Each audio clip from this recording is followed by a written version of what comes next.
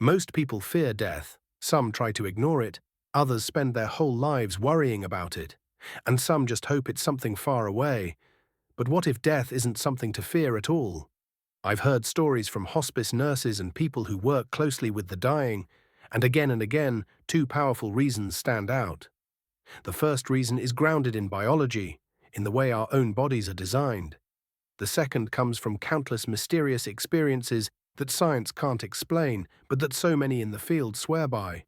Put them together, and death looks far less terrifying than most of us imagine. The biological secret. Many hospice nurses explain that they never truly understood death while working in hospitals or ICUs.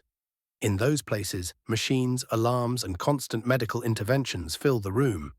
But in hospice, when the natural process is allowed to unfold, you see something very different. They describe how the body seems to have built-in mechanisms to ease the process. One nurse explained that as people near the end, calcium levels in the body begin to rise. And with that rise, patients start to sleep more and more. Their bodies literally guide them into longer stretches of rest, almost like a natural sedation. Another nurse described how hunger and thirst slowly fade. Patients don't suffer from it, they simply stop feeling those signals. Meals shrink, then vanish. Water intake slows, the body just seems to know what's no longer needed. And then comes something fascinating. The body shifts into ketosis. For people who diet, ketosis is about burning fat, but at the end of life, it serves a very different purpose. In this state, the body releases endorphins, natural chemicals that ease pain and create feelings of calm.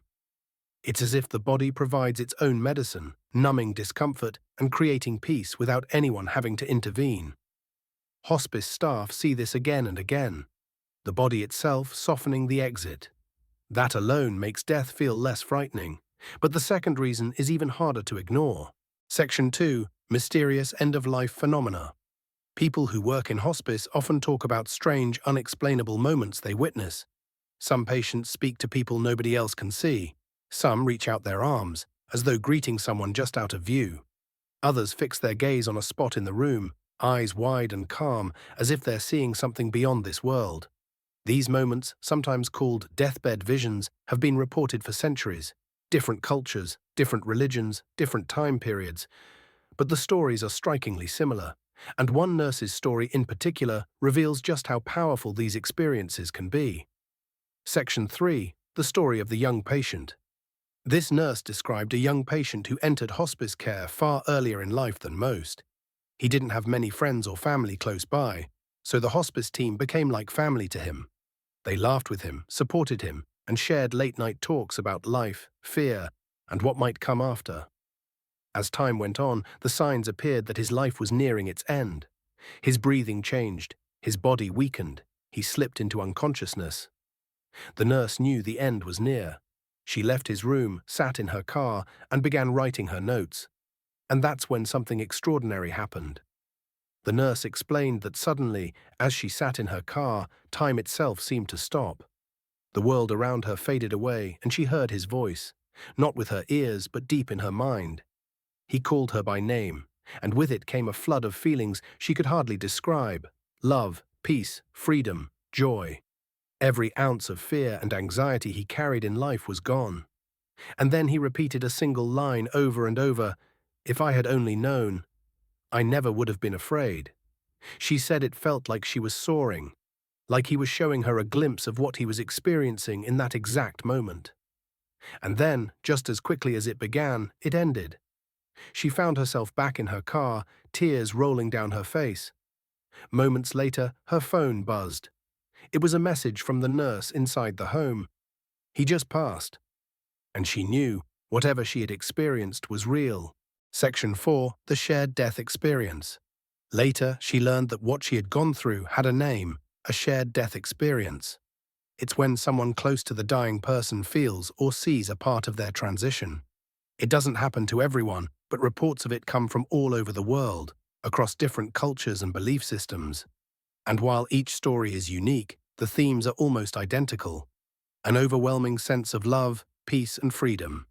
Hospice workers, family members, and even strangers have reported the same thing. And for many who experience it, their entire view of death changes forever. Section 5. What it all means.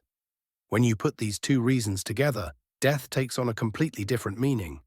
On one side, science shows us the body has built-in systems to gently guide us toward the end. We don't collapse in chaos. The body itself softens the transition. On the other side, the countless stories from nurses, families, and patients suggest something even deeper. That death may not be an ending, but a release into peace and freedom. Biology comforts us with facts. Mystery comforts us with possibility. And together, they tell us that maybe death isn't the monster we've always feared. Maybe it's something far gentler, and perhaps even beautiful. Conclusion. So here are the two big reasons death doesn't have to be terrifying. First, because our bodies are designed to ease us into it, slowing us down, soothing us, and giving us peace. And second, because of the powerful stories shared by hospice workers and families, stories that point toward freedom, love, and calm on the other side. If science and spirit both lean toward comfort, maybe it's time we change the way we think about death. So the next time fear creeps in, remember, your body knows how to guide you. And maybe, just maybe, something greater is waiting when the journey ends.